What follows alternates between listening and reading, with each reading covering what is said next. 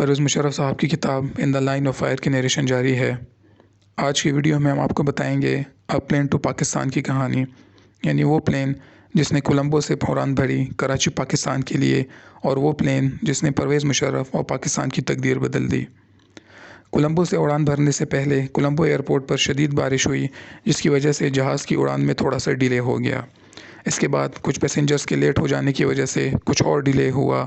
مشرف صاحب کیا جانتے تھے کہ یہ ڈیلے ان کی زندگی میں کتنا اہم ثابت ہونے والا تھا۔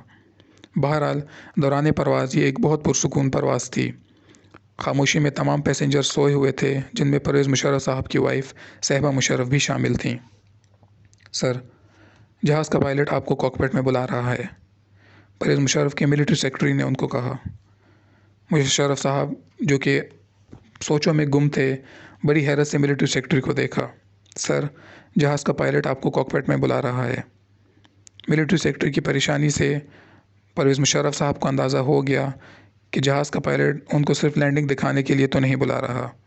بہرحال پرویز مشرف صاحب کاکپٹ گئے تو ان کو پائلٹ نے بتایا کہ ہمیں پاکستان کی کسی بھی ایئرپورٹ پر لینڈنگ کی اجازت نہیں مل رہی، اور اس کی وجہ پائلٹ کو سمجھ نہیں آ رہی سوائے اس کے کہ پرویز مشرف صاحب اس فلائٹ میں موجود ہیں۔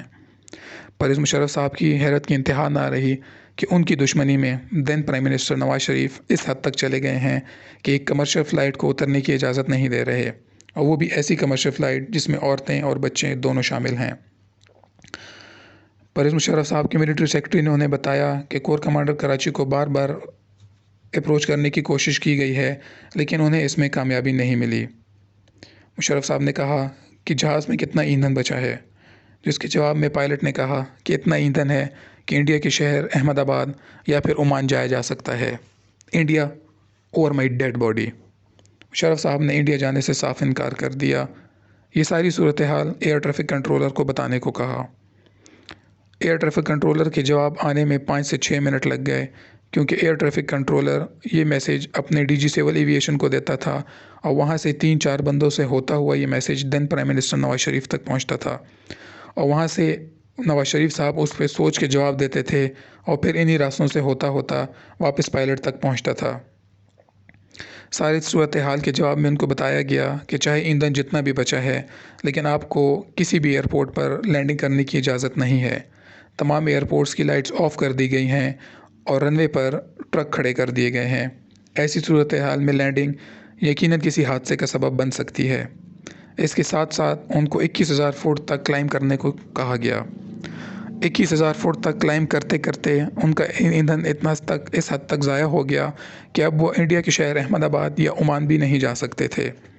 اگر لینڈ کرنا تھا تو صرف اور صرف پاکستان میں، اور اس کی ان کو اجازت نہیں مل رہی تھی۔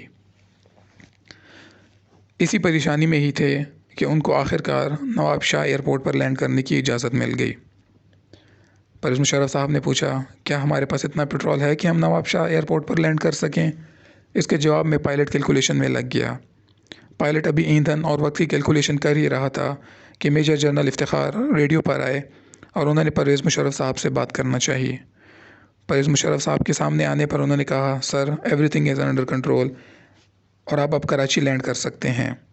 مشرف صاحب کو اس بات کا یقین نہ آیا کہ فون کی دوسری طرف واقعی میجر جنرل افتخار ہیں، اور کنفرم کرنے کے لیے انہوں نے پوچھا کہ افتخار، میرے 2 کتوں کے نام کیا ہیں؟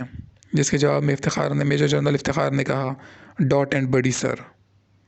اب مشرف صاحب کو یقین آ گیا تھا کہ مائک کی دوسری طرف واقعی میجر جنرل افتخار ہیں، اور ان کو لینڈنگ کی اجازت مل گئی ہے۔